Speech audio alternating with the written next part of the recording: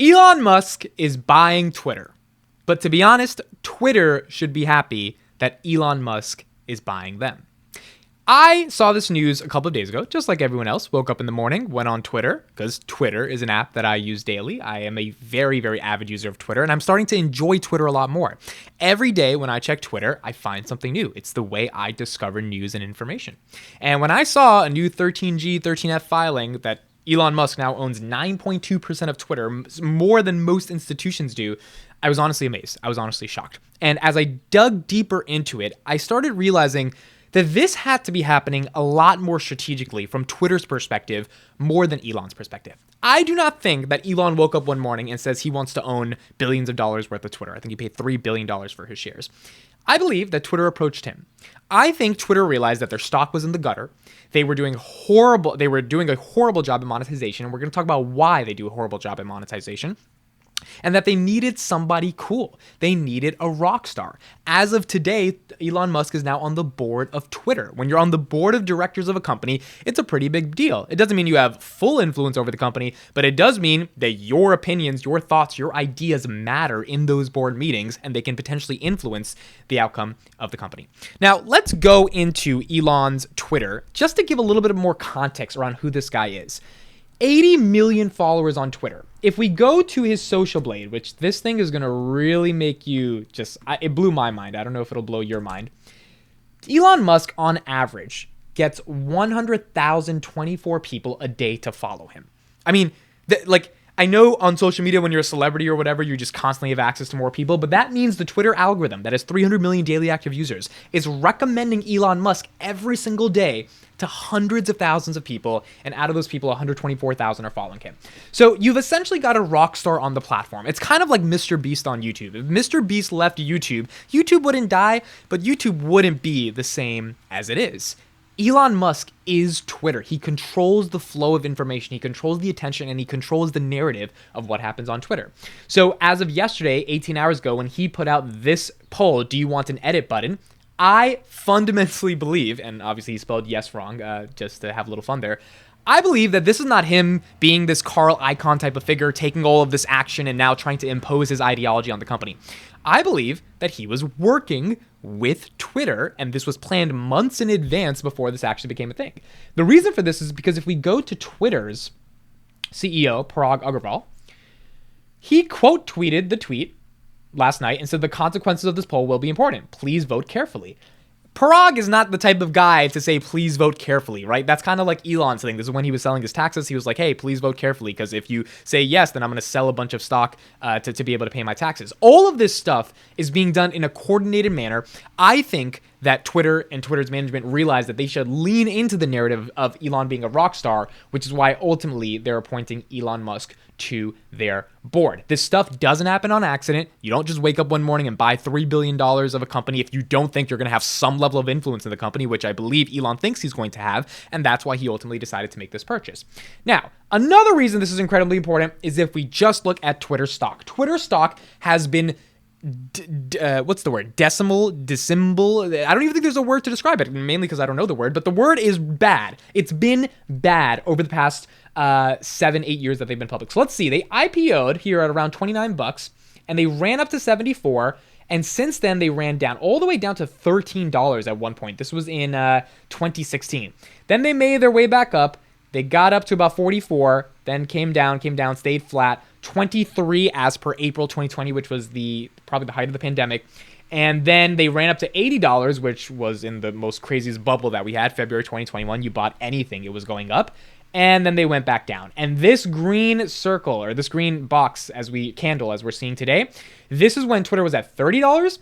And now Twitter is at $51. It has increased almost 32% based upon Elon Musk deciding to join. Why does Twitter have a problem with monetization? There's a couple of reasons for this. They have 300 million daily active users, which is awesome. The problem is Facebook has like a billion. So at that point, when you're looking at Facebook stock chart, it's going up. There are some dips, but it's mainly going up. Twitter is going up and down, up and down, up and down. Twitter can't find consistency. Why can't Twitter find consistency? Because monetizing those 300 million daily active users is not that easy of a thing to do.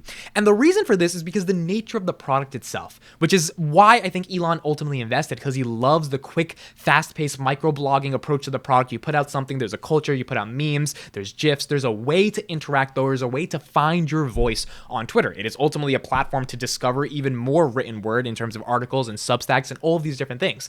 It's a portal into the world's information.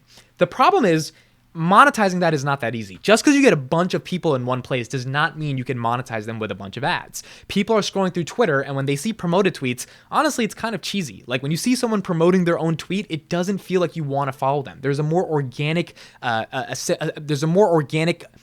amalgamation of how information ultimately flows and how an individual discovers information. So if I'm scrolling and I see something's promoted, especially if it's promoted by a brand, it just feels inauthentic. And I'm not saying the brand is wrong for promoting their tweet. I mean, that's what they're supposed to do. They're supposed to pay to get their tweets in front of people. The problem is that's not how you want to engage with tweets. You want to engage with tweets if you're a brand like Wendy's or Burger King does, where they're taking shots at each other and they're having this sort of fun back and forth, or they're like making jokes.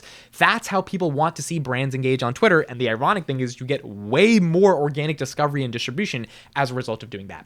That's the first thing.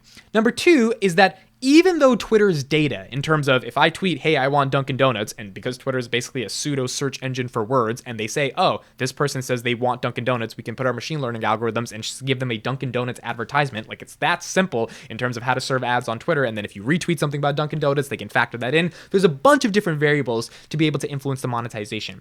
Even though that exists, the problem with the monetization is the low attention span that people have when they're scrolling through Twitter. When you're scrolling through Facebook, you're actually engaging with the content primarily because it's friends and family, and those are people you care about. Same thing with YouTube. I mean, there is a dedicated source of people that you follow on YouTube, and you want to watch their videos all the way through most of the time. Things like TikTok, you don't really care that much about the creators. You're just scrolling. So an advertisement doesn't have that much of an impact. Your attention span is not that far. On Twitter, you're just scrolling. You're looking for new tweets. You're looking for new things. You're looking for something to laugh at. The attention that you are giving to your screen while you're consuming content is also not as intense as it needs to be. As a result, even though the monetization features in terms of the level of data Twitter has on individuals is strong, the ability to distribute those ads, ultimately given the nature of the product, I don't think is that strong. Couple on the fact that no one's paying a subscription for Twitter. I mean, people don't care that much about it. Twitter Blue, kind of a failure. No one's paying $3 a month if they have to continue with the ads. And super follows, I think it's definitely a failure. No one's following you to have exclusive access to extra tweets. It's not Patreon. It's not Substack. That's just not the way that I believe Twitter is monetized.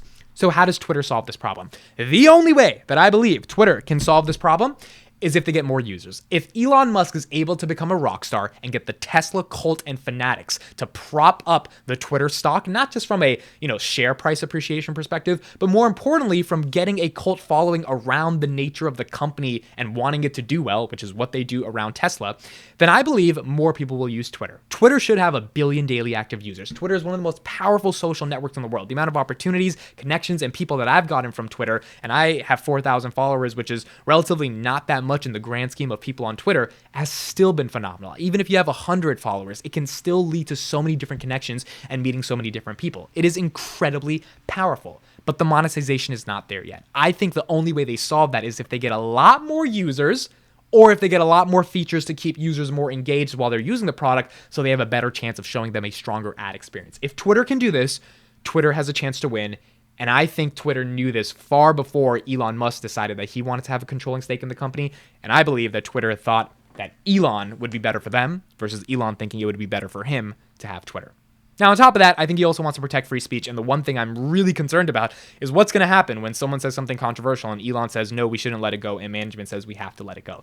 That will be an interesting day, and that will be an interesting news story when that does happen. But for now, I think Twitter wanted Elon, and I think Twitter is going to benefit massively off of Elon.